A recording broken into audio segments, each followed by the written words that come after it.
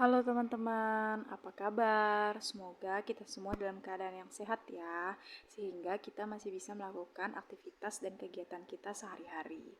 Nah, ini aku mulai bekerja sudah agak sore ya teman-teman, sekitar pukul 4 sore. Nah, ini baju-baju yang tadi customerku baru antar. Jadi aku harus pilah-pilah dulu antara handuk atau ada spraynya karena di laundry kami kiloan dan satuan itu beda ya teman-teman. Cucinya beda, packingnya beda. Nah, terus ruang untuk cuci sama pengering itu beda juga ya teman-teman. Untuk ruang pengering kita di depan, terus ruang cuci juga kita di belakang. Nah, ini aku mau lipat spray dulu ya punya customer soalnya mau diantar. Karena ini agak sedikit ganggu jadi aku pindahin dulu. Nah, ini aku buat dulu spraynya ya.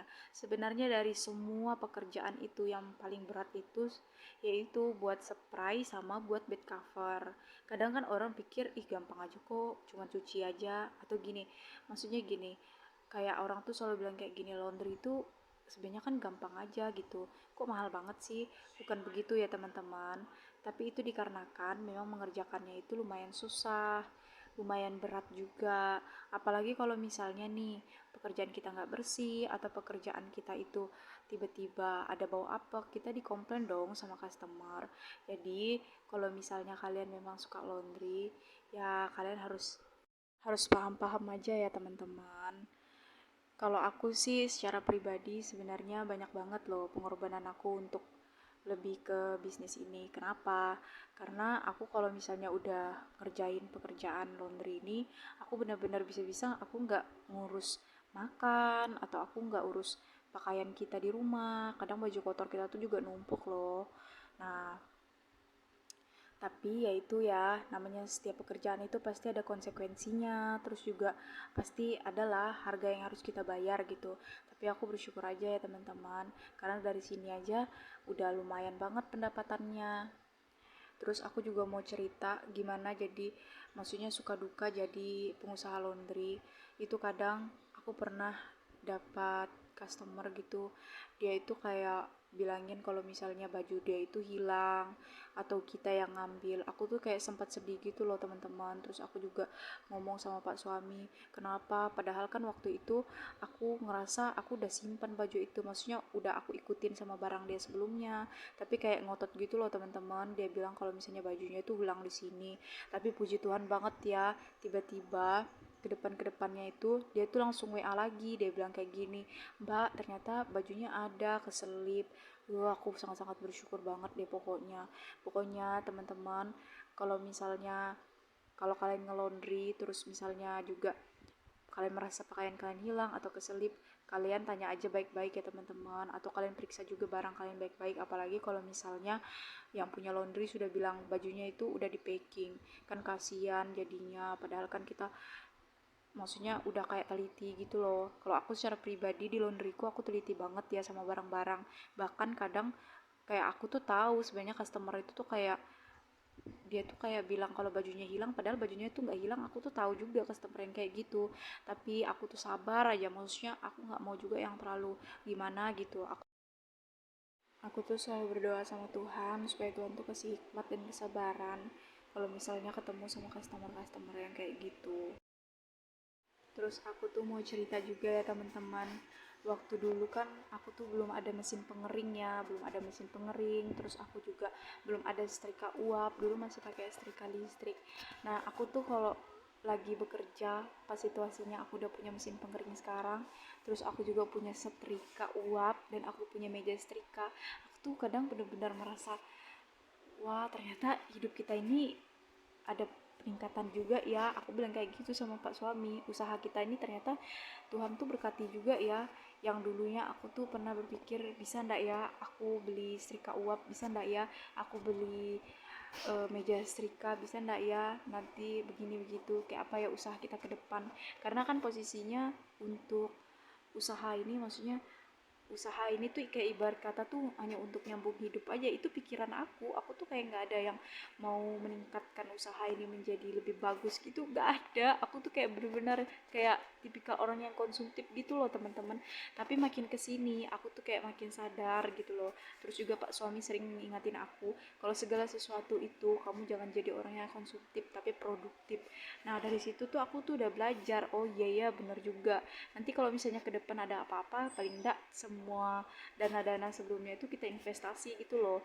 Nah dulu juga waktu posisinya aku maksudnya posisinya suami aku masih kerja itu kan detik-detik terakhir tuh teman-teman. Nah dia tuh kayak bilang sama aku tuh, nanti uang gaji terakhir aku mau dipakaikan beli apa, bilang kayak gitu kan. Terus aku bilang pakai belikan setrika uap aja kayak gitu. Dulu juga waktu dia masih ada proyek kayak gitu, sebenarnya waktu itu kita posisinya belum nikah kan, jadi kita tuh mau pakai itu tuh untuk uang nikah gitu loh. Tapi aku tuh mikir juga kalau seandainya aku pakai uang untuk nikah semua, nanti nyambung hidupnya gimana ya gitu loh. Jadi aku tuh kayak ibarat kata mikir ke depannya gitu loh. Jadi aku ngomong kan sama suami aku bilang kalau misalnya kita ke depannya kamu udah gak kerja lagi, nanti kamu gimana gitu, maksudnya kita gimana. Akhirnya aku tuh mau buka usaha laundry dengan modal cuman satu ini apa itu mesin cuci aku itu. Terus itu juga aku pakai modal untuk beli parfum, beli sabun, beli hanger, terus untuk beli setrika listrik waktu itu. Ya pokoknya kayak bener-bener aku tuh buka usahanya itu juga dengan iman, dengan ide yang tiba-tiba ada aja gitu keluar di otak aku gitu. Sampai sempet suami aku tuh kayak mikir, kamu yakin, dia tuh kayak ngomong, kamu yakin kalau misalnya mau buka usaha laundry nanti gimana, bilang kayak gitu, kamu nanti jaganya gimana gimana. Soalnya suami aku waktu kami belum menikah tuh aja dia tuh udah kayak ngelarang aku untuk kerja di luar. Jadi aku bilang aku tuh nggak bisa kayak gitu, aku mau cari kesibukan. Tapi memang waktu itu posisinya aku masih kuliah ya teman-teman, aku kuliah sempat 1,5 semester. Habis itu aku berhenti ya. Tapi aku berhenti kuliah itu bukan dikarenakan yang gimana-gimana ya teman-teman. Tapi memang posisinya aku ngelihat aku tuh juga dalam diri aku sendiri belum siap aja gitu mau kuliah lagi. Aku kan baru lulus SMA tuh kayaknya penat banget gitu, banyak banget yang aku pikirkan. Aku lebih kayak memikirkan aku pengen kerja, aku pengen buka usaha gitu.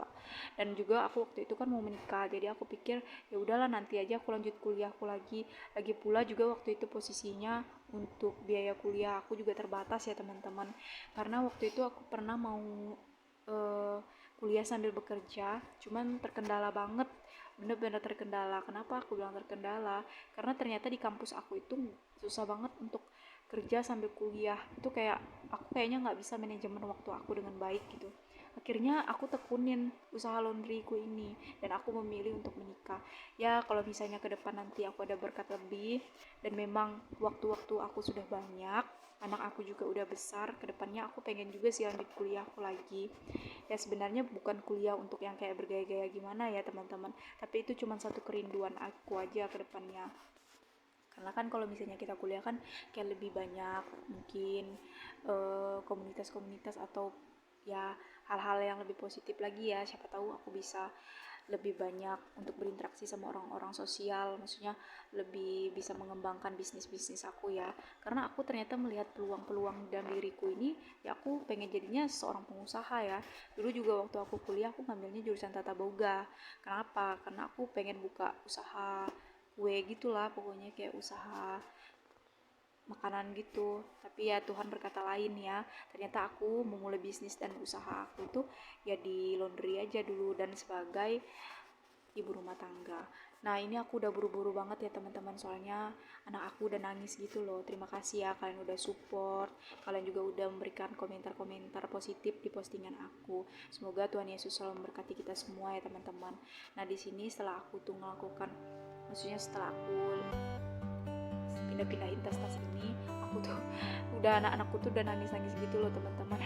Ini aku udah buru-buru banget lah pokoknya. Ini aku suruh pak suami aja yang lanjutin, aku bilang kayak gitu. Oke, dadah.